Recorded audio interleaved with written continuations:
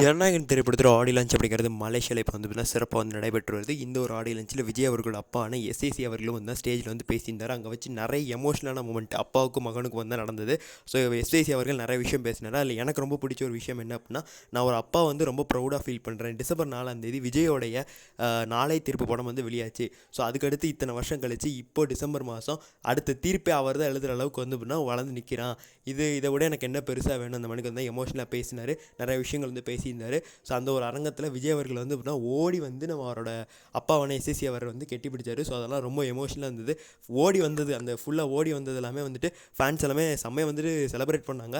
So செம்மையாக இருந்தது, அதான் உண்மை சொல்ல போனால். ஸோ விஜய் அவர்கள் அவ்வளோ பெரிய அரங்கத்தில் வந்து ஓடி வந்து அப்பா வந்து கெட்டி பிடிச்சாரு. ஸோ அப்பாவோட லவ் அவருக்கு எப்பவுமே தேவைப்படுது. ஸோ இதை சில பேர் வந்து என்ன சொல்கிறாங்க அப்படின்னா, அரசியலுக்காக தான் இப்போ வந்து அப்பா பண்ணுறாரு, இல்லைனா இவர் வந்து தனியாக தானே வீட்டில் இருக்கிற ஒதுக்கி தானே வைக்கிறாரு அப்படின்னு. ஸோ இப்போவாது வந்துட்டு அப்படின்னா பாசத்தை காட்டணும்னு தோணுதில்ல. ஸோ அதை மட்டும் பாசிட்டிவாக பார்த்துக்கோங்க, எதையும் நெகட்டிவாக வந்துட்டு எடுக்காதீங்க அப்படிங்கிற மட்டும் தான் நம்மளோட கருத்து. ஸோ உங்களுக்கு இதை பார்க்கும்போது என்ன தோணுது அப்படி கமெண்ட்ஸ் பண்ணி. நன்றி, வணக்கம்.